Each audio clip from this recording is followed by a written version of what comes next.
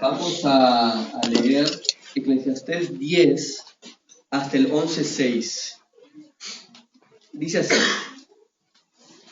las moscas muertas hacen heder y dar mal olor al perfume del perfumista, así una pequeña locura al que es estimado como sabio y honorable. El corazón del sabio está a su mano derecha, mas el corazón del necio a su mano izquierda. Y aún mientras va el necio por el camino, le falta cordura, y va diciendo a todos que es necio. Si el espíritu del príncipe se exaltare contra ti, no dejes tu lugar, porque la mansedumbre hará cesar grandes ofensas. Hay un mal que he visto debajo del sol, a manera de error emanado del príncipe. La necedad está colocada en grandes alturas, y los ricos están sentados en lugar bajo. Vi siervos a caballo, y príncipes que andaban como siervos sobre la tierra. El que hiciere hoyo caerá en él, y al que aportillare vallado le morderá la serpiente. Quien corta piedras se hiere con ellas, y el que parte leña en ello peligra. Si se embotare el hierro y su filo no fuere amolado, hay que añadir entonces más fuerza, pero la sabiduría es provechosa para dirigir. Si muerde la serpiente antes de ser encantada, de nada sirve el encantador. Las palabras de la boca del sabio son llenas de gracia, mas los labios del necio causan su propia ruina. El príncipe de las palabras de su boca es necedad, el principio, de las palabras de su boca es necedad, y el fin de su charla nocivo de varío. El necio multiplica palabras, aunque no sabe nadie lo que ha de ser. ¿Y quién le hará saber lo que después de él será? El trabajo de los necios los fatiga, porque no saben por dónde ir a la ciudad. Ay de ti, tierra, cuando tu rey es muchacho y tus príncipes banquetean de mañana. Bienaventurado tú, tierra, cuando tu rey es hijo de nobles y tus príncipes comen a su hora para reponer sus fuerzas y no para beber. Por la pereza se cae la techumbre, y por la flojedad de las manos se llueve la casa. Por el placer se hace banquete, y el vino alegra a los vivos, y el dinero sirve para todo. Ni aun en tu pensamiento digas mal del rey, ni en lo secreto de tu cámara digas mal del rico. Porque las aves del cielo llevarán la voz, y las que tienen alas harán saber la palabra. Echa tu pan sobre las aguas, porque después de muchos días lo hallarás. Reparte a 7 y aun a 8, porque no sabes el mal que vendrá sobre la tierra. Si las nubes fueren llenas de agua, sobre la tierra la derramarán. Y si el árbol cayere al sur o al norte, en el lugar que el árbol cayere, allí quedará. El que al viento observa no sembrará, y el que mira a las nubes no segará. Como tú no sabes cuál es el camino del viento, o cómo crecen los huesos en el vientre de la mujer encinta, así ignoras la obra de Dios, el cual hace todas las cosas. Por la mañana siembra tu semilla, y a la tarde no dejes reposar tu mano, porque no sabes cuál es lo mejor, si esto o aquello, o si lo uno y lo otro es igualmente bueno. Gracias. Bueno, buenos días a todos. Es un gusto poder compartir la palabra otra vez esta mañana. Y voy a pedir que inclinemos nuestro rostro, vamos a orar y pedir que Dios guíe en todo lo que vamos a hablar. Padre, te damos gracias por una mañana más de vida, Señor. No queremos tomarlo a la ligera, Señor. Realmente reconocemos que si estamos aquí esta mañana es solo por tu gracia y por tu misericordia. Te agradecemos porque tú has sido bueno con nosotros. Y Señor, reconocemos que nuestros corazones son tan propensos a desviarse, somos tan propensos a irnos por un camino equivocado, dejar que nuestro corazón sea atraído por cosas que realmente están muy lejos de ti, Señor. Y queremos orar que tú uses tu palabra esta mañana para volvernos a ti, Señor, para traernos al arrepentimiento, para mostrarnos qué es la sabiduría real. Y oramos por esa obra, Señor, por ese milagro que yo no puedo producir y nosotros no podemos crear en nuestros corazones, Señor. Solo tú puedes hacerlo por medio de tu palabra y tu espíritu. Entonces oramos que tu espíritu sea trabajando en cada uno de nuestros corazones, que esa palabra que viene de tu boca realmente caiga en buen suelo esta mañana. Oramos esto en el nombre de Jesús. Amén. Hay una escena en una película que les gusta mucho a mis hijos, un dibujo animado, donde los personajes están caminando por un sendero y llegan a un lugar donde el camino se divide en varios, ¿no? Y ellos están tratando de decidir por qué camino van a ir. De repente, cuando están ahí hablando de por dónde ir, aparece un personaje y les dice, solo quiero advertirles que uno de estos caminos lleva al lugar donde ustedes quieren ir y todos los demás llevan a la muerte segura. ¿No? Y de repente así como que cambia su cara, se ponen así medio confundidos y asustados, ¿no? Y yo me ponía a pensar, si yo estuviera en ese lugar, creo que me sentiría igual que ellos, ¿no? Como una confusión, tal vez un temor a tomar el camino equivocado, porque es un asunto de mucha seriedad.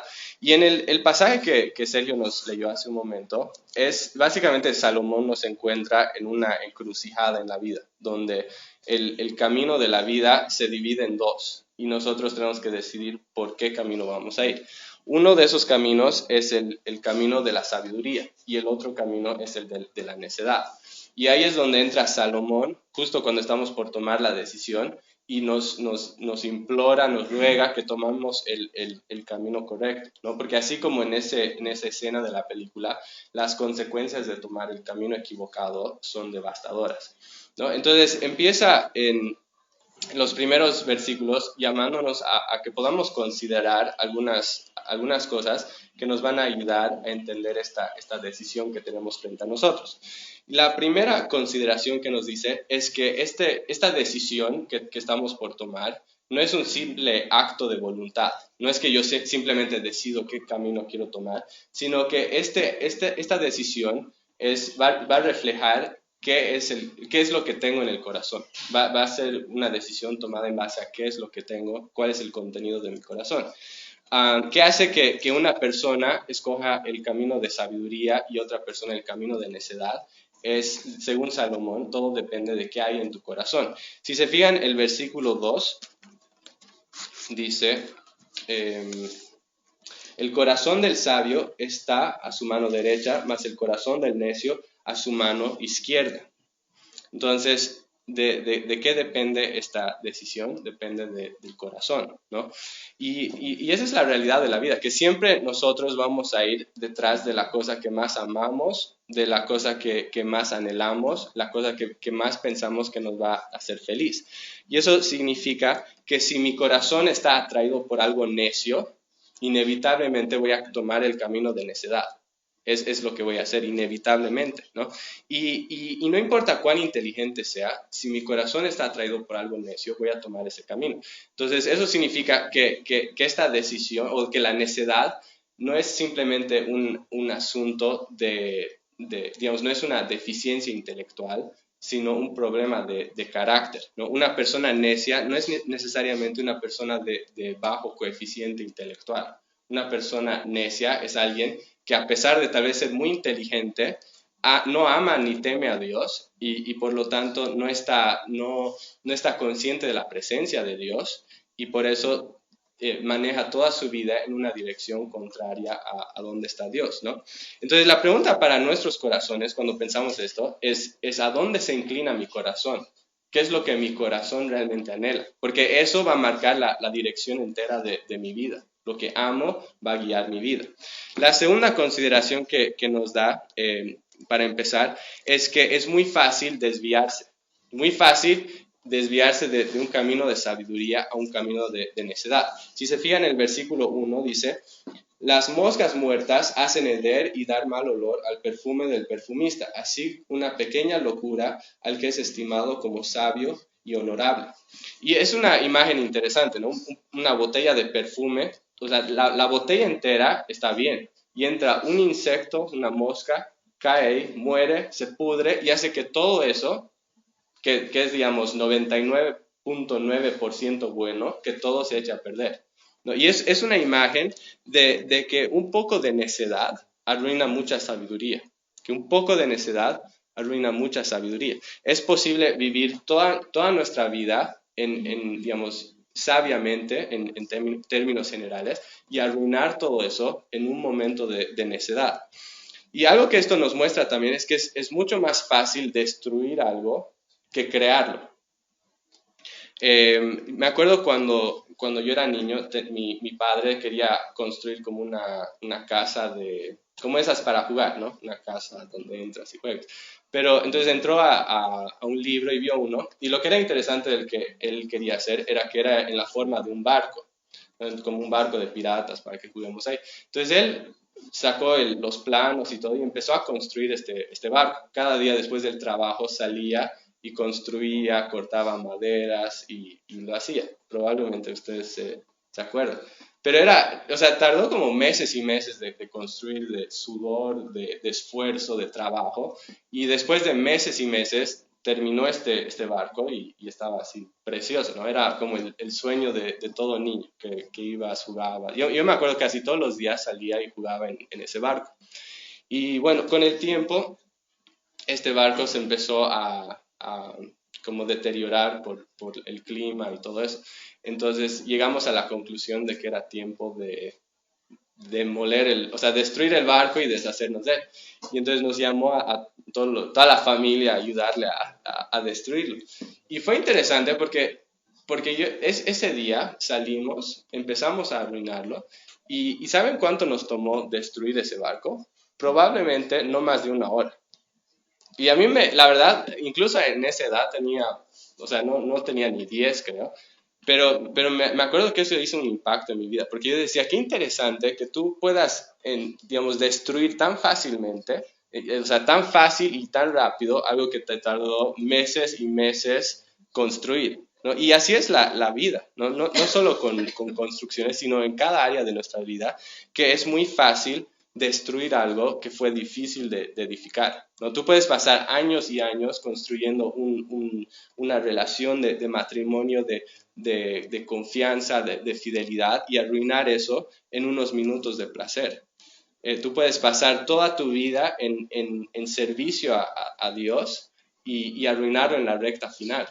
A mí me llama la atención, y he hablado con algunos de ustedes sobre esto, que había un pastor que yo respetaba dentro de todo, no lo escuchaba mucho, pero era un hombre respetable, que había estado 20 años en el ministerio, que escribió libros muy conocidos, hizo seminarios, hizo muchas cosas, y después de 20 años de ser pastor, un día dice, he decidido divorciarme de mi esposa y ya no soy cristiano. Después de 20 años de ser pastor y de haber influenciado a mucha gente, ¿no? Y ese es el tipo de cosas que nosotros tenemos que tener mucho cuidado en nuestras vidas, porque es algo que nos puede pasar a nosotros, que esto no es algo que, yo no soy inmune a esto y ustedes tampoco, es algo que nos puede pasar, y por eso tenemos que tener mucho, mucho cuidado. Podemos empezar bien la carrera y en el camino tomar pequeños pasos en una dirección equivocada que alejan nuestro corazón del Señor y que nos dejan muy lejos del Señor, ¿no? Entonces, lo que importa en todo esto no es cómo empiezas la carrera, sino cómo terminas. En una carrera nunca importa el inicio, lo que importa es el final. Y lo que importa en nuestras vidas no es tanto que estábamos haciendo todo bien al principio, sino que eso continuó y perduró a lo largo de nuestras vidas. Pero es muy fácil desviarnos y por eso tenemos que tener cuidado. Entonces, después de dar esas consideraciones generales, Salomón empieza a dar como una serie de afirmaciones que son casi como proverbios, donde contrasta la sabiduría con la necedad, ¿no? Y esto es algo que nos ayuda a poder evaluar nuestras propias vidas y ver, examinar nuestro corazón y decir, ¿en qué camino realmente estoy? ¿Estoy en el camino de la sabiduría o estoy yendo en un camino de necedad? Y entonces no vamos a ir versículo por versículo, pero sí tomar algunas de las ideas generales de las que habla. Entonces, la primera cosa que habla es que la sabiduría afecta la forma que hacemos nuestro trabajo. Algo que vemos en este capítulo es que el hombre necio es un hombre descuidado, es un hombre flojo y es un hombre ineficiente en su trabajo, ¿no? Es descuidado porque hace trabajos peligrosos sin tomar los cuidados necesarios. Y si se fijan en el versículo 8, habla de que, digamos, hace un hueco. Imagínense a alguien haciendo un pozo, ¿no? Cava un hueco y no es cuidadoso y cae en su propio hueco, que él mismo construyó, ¿no? Después habla de que estaba derrumbando una pared y había una serpiente que vivía ahí y no se fijó y la serpiente le mordió. O que estaba rompiendo piedras y que al hacer eso se cortó la mano, ¿no? En todos estos casos, y da otros más, nos muestra a alguien que no está siendo cuidadoso con su trabajo y que se destruye a sí mismo con su propia necedad, ¿no? Entonces es descuidado, además es flojo. Si se fijan en el versículo 18, construye un techo de tan mala calidad que el techo se derrumba sobre él, ¿no? O hace un techo tan malo que cada vez que llueve está goteando y es tan flojo que ni siquiera se toma el tiempo de ir a arreglar ese techo trucho, ¿no? Después, en tercer lugar, es ineficiente, ¿no? Porque gasta sus energías en vano. Si se fijan en el versículo 10, nos muestra la imagen de un leñador que está ahí cortando madera y trabaja, pero no logra mucho. ¿Y por qué? Porque nos dice que está trabajando con un hacha que no está bien afilada, ¿no? Entonces, obviamente no puede hacer mucho progreso, ¿no? Entonces hubiera sido, digamos, en vez de pensar cómo puedo hacer mejor mi trabajo, en vez de, digamos, tomarse ese tiempo de ver cómo mi esfuerzo podría ir más lejos, simplemente trabaja sin pensar en lo que está haciendo. Entonces, ¿cuál es el resultado de todo esto? El resultado es esfuerzo desperdiciado, ¿no? Hubiera sido mucho mejor que pare lo que estaba haciendo, que tome tiempo, arregle su hacha y después continúe trabajando y hubiera logrado mucho más, ¿no? Y entonces esa es la diferencia de una persona sabia y una persona necia. La persona sabia no es necesariamente la persona que trabaja más, sino la persona que trabaja más inteligentemente, ¿no? Me acuerdo una vez, o sea, algo que me ayudó a ver esto fue cuando yo antes trabajaba en Bolivia en una ONG y vino un grupo de voluntarios de Estados Unidos y vinieron a construir una iglesia como en el campo de Bolivia. Y el lugar donde teníamos que construir el templo, la iglesia, era como en un cerro. Entonces la iglesia estaba aquí abajo y el camino estaba acá. Y una de las tareas que nos dieron es que había como una gran montaña de arena y había que llevar esta arena de donde estaba en el camino al lugar de la construcción. Y la verdad es que hubiera sido súper cansador y moroso y hasta peligroso tratar de llevar toda esa arena en carretillas o baldes, ¿no? Porque era muy empinado, podríamos lastimarnos, hubiera sido muy cansador y peligroso, ¿no? Y de repente alguien dijo, ¿por qué no tomamos, había como unos tubos PVC bien gruesos, y dijo, ¿por qué no tomamos esto y hacemos como un canal y lo echamos aquí arriba y la arena va a ir cayendo por su propia cuenta ahí donde tiene que estar, ¿no? Hicimos eso y nos ahorró un montón de tiempo, un montón de esfuerzo, ¿no? Pero ese es el tipo de cosas, ¿no? Es la diferencia de trabajar fuerte y de trabajar inteligente, ¿no? Y lo que Salomón nos dice acá es que el hombre sabio trabaja inteligentemente, que no simplemente sigue la rutina, sino que siempre está pensando cómo puedo mejorar lo que estoy haciendo, ¿no? Entonces hay un beneficio práctico de la sabiduría en cuanto al trabajo. Ahora, una segunda área de la que habla, donde contrasta la sabiduría con la necedad, es con las palabras que salen de nuestra boca. Hay varios versículos que hablan de esto, pero si se fijan el versículo 12 específicamente, dice, las palabras de la boca del sabio son llenas de gracia, mas los labios del necio causan su propia ruina, ¿no? Entonces nos está diciendo que hay una diferencia, el tipo de cosas que salen de la boca de un hombre sabio y lo que sale de la boca de un necio. ¿Y qué hace la diferencia? ¿Se acuerdan lo que decía Jesús? Decía que de la abundancia del corazón habla la boca. ¿Se acuerdan? Y entonces lo que vemos en eso es que nuestras palabras son el reflejo de nuestro corazón, de lo que tenemos guardado ahí. Y por eso una de las evidencias más grandes de que Cristo realmente ha venido a tu vida, te ha salvado, que está trabajando ahí, es que hay un cambio en tu forma de hablar, ¿no? Y por eso también que si yo miro, digamos, mi forma de hablar y no es correcta, la forma que yo soluciono eso no es simplemente esforzándome por no decir cosas groseras, lo que tendría que pasar es enamorarme más de Cristo, ¿no? Porque cuando yo me enamoro más de Cristo y cuando empiezo a pensar más en Cristo, cuando la esencia misma de quién soy cambia, eso produce un cambio en lo que sale de mi boca, ¿no? Y después da ese contraste, ¿no? De las cosas que salen de ambas bocas, ¿no? Dice, los labios del necio causan su propia ruina. ¿En qué sentido? En muchos sentidos, ¿no? Una palabra descuidada puede meterte en problemas, ¿no? Una palabra descuidada puede hacer que una relación que era muy buena sea destruida. El no cuidar tus palabras puede hacer que alguien se enoje contigo, que incluso quiera destruirte, ¿no? Entonces nuestras palabras pueden ser nuestra ruina. Y en contraste a eso, dice, las palabras de la boca del sabio son llenas de gracia. Son llenas de gracia. No sé si alguna vez te pusiste a pensar en eso, que las palabras de tu boca pueden ser el instrumento que Dios usa para derramar gracia sobre otra persona. Es impresionante pensar que las palabras de mi boca son lo que Dios puede usar para cambiar una vida, lo que Dios puede usar para que alguien se convierta, lo que Dios puede usar para dar fuerzas a alguien que está débil, lo que Dios puede usar para edificar la fe de alguien. Eso es impresionante, ¿no? Pensar que mis palabras son algo que Dios podría usar en sus manos, ¿no?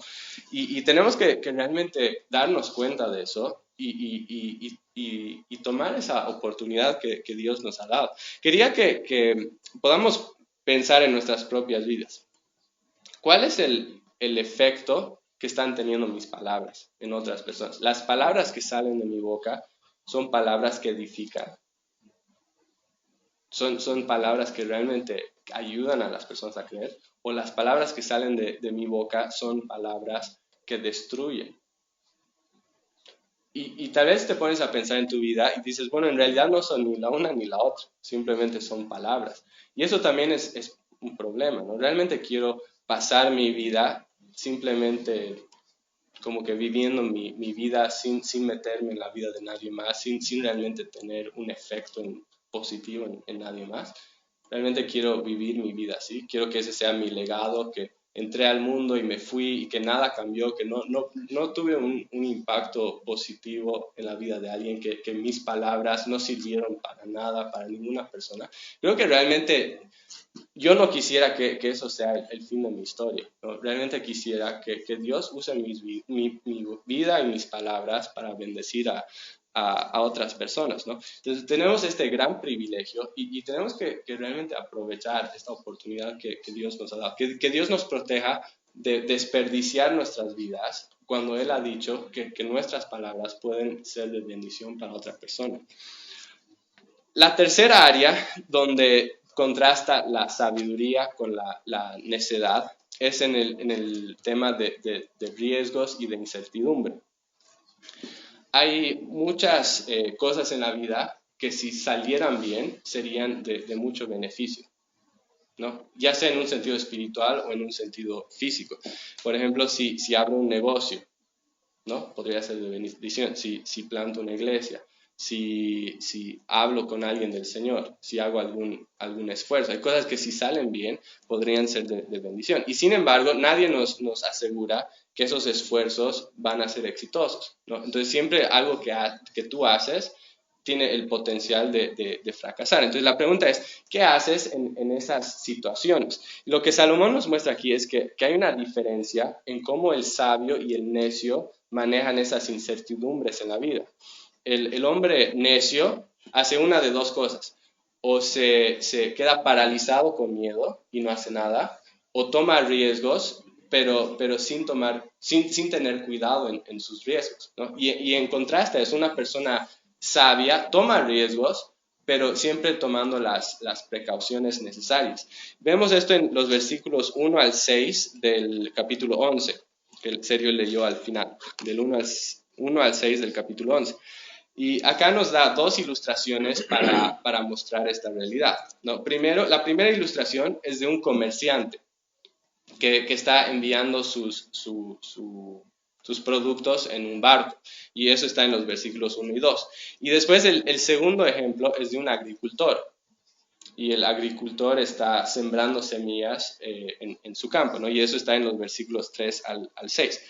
Entonces, pónganse a pensar en esos dos ejemplos, ¿ok? En ambos casos, ya sea que tú seas un comerciante enviando tus productos a otra tierra en un barco, o si eres un agricultor, en ambos trabajos hay muchos riesgos, ¿no? Porque tú no sabes qué va a pasar, tú no tienes control sobre las circunstancias externas, ¿no?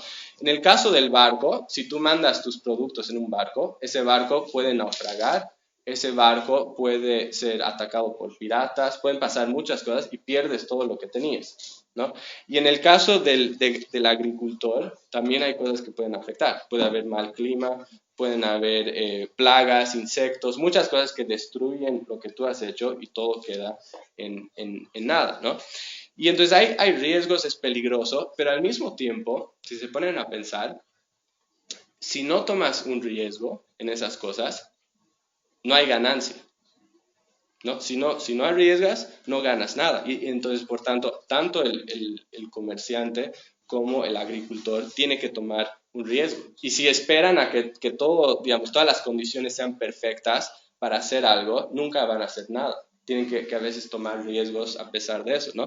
Pero lo que diferencia al sabio del necio es que si bien tanto el necio como el sabio son capaces de arriesgar, lo que diferencia al sabio es que él arriesga tomando cuidados necesarios. Y si se fijan en el versículo 2, después de decir, echa tu pan sobre las aguas, porque después de muchos días lo hallarás, que parafraseado podría ser, manda tu grano en un barco, porque puede haber una recompensa al final de eso.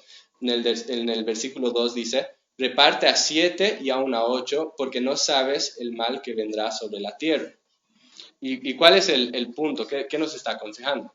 Está básicamente diciendo, no mandes todo tu grano en un solo barco. ¿Por qué? Porque ese barco, si se hunde, pierdes todo. Lo que deberías hacer es repartir entre varios barcos y así si se hunde un barco, solo pierdes lo de ese, pero ganas lo de los otros, ¿no? Entonces, en términos actuales, sería algo como diversifica tu inversión, ¿no? Sé sabio en tus inversiones. Y entonces, en todo esto, Salomón nos está animando a tomar riesgos, pero tomar riesgos tomando las precauciones y los cuidados necesarios.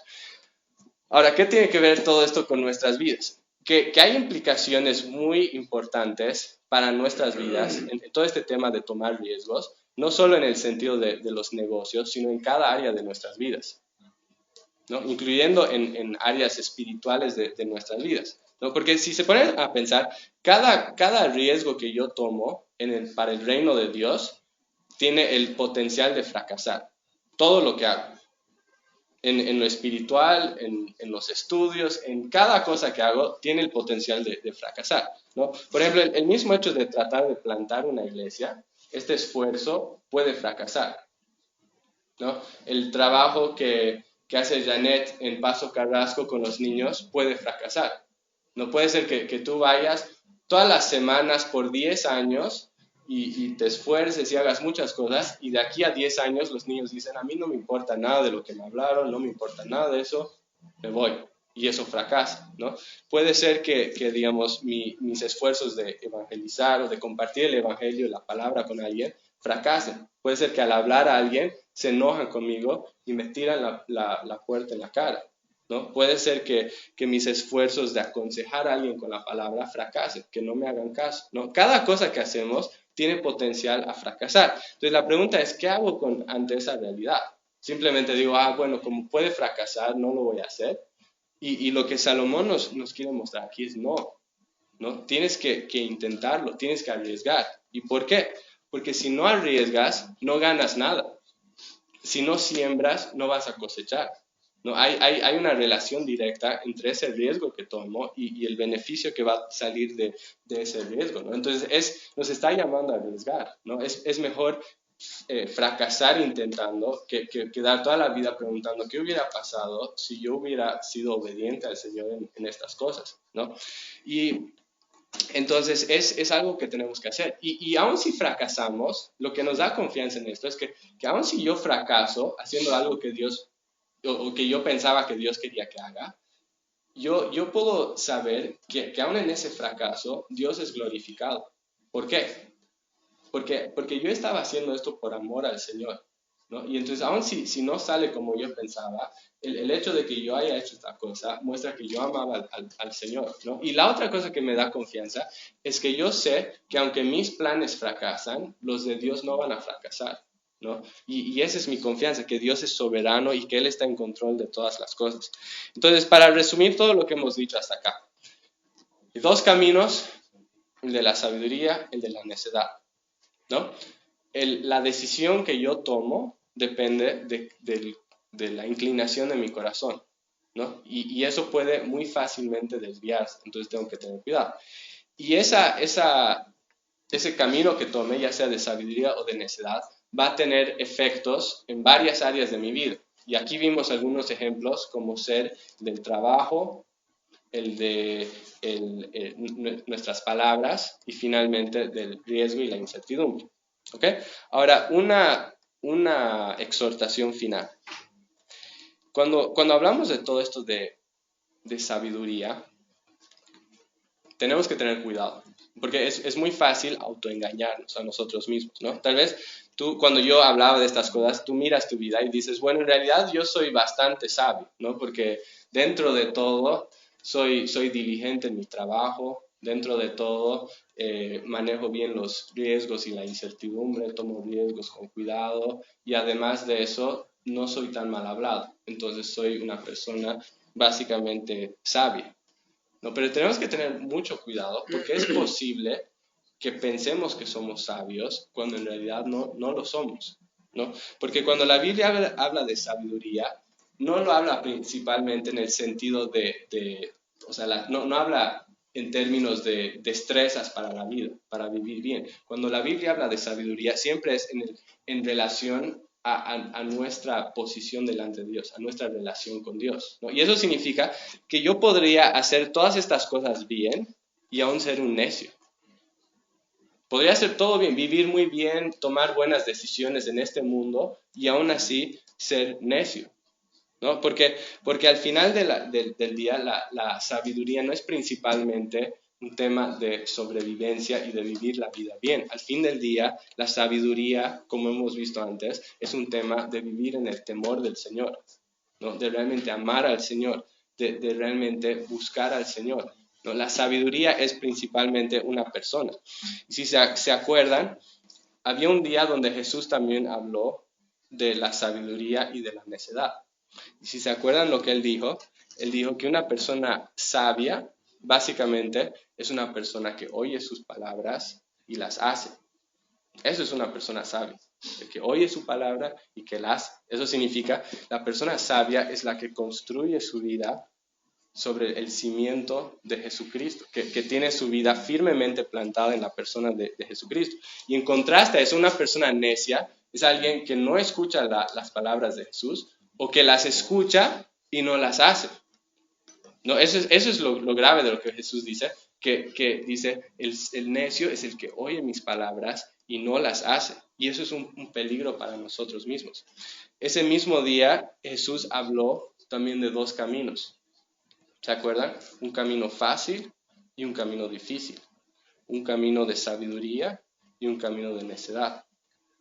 Un camino que lleva a la vida y un camino que lleva a la destrucción. Entonces, en todo lo que estamos hablando, lo que realmente tenemos que hacer es examinar nuestros propios corazones, ¿no? Pensar a la luz de todo lo que hemos hablado, a la luz de todo lo que hemos hablado, ¿en qué camino estoy? ¿Estoy en el camino de la sabiduría o en el camino de la necedad? Honestamente, ¿en qué camino estoy?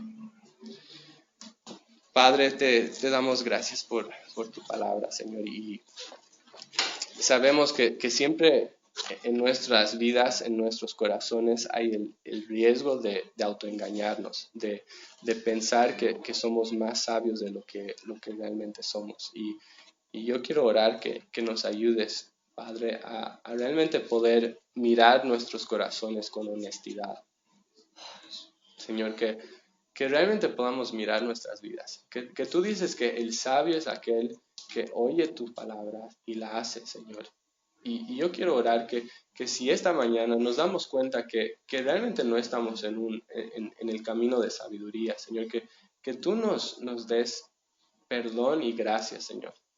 Gracia no solo de perdón, pero también de transformación, Señor. Que tú nos ayudes en todo esto, Señor. Sabemos que esto no es algo que nosotros simplemente podemos producir, es algo que sale de un corazón que está enamorado y apasionado por ti, que un corazón que se da cuenta que tú eres mejor que el pecado, tú eres mejor que la tentación, tú eres mejor que cualquier cosa que este mundo pueda ofrecer.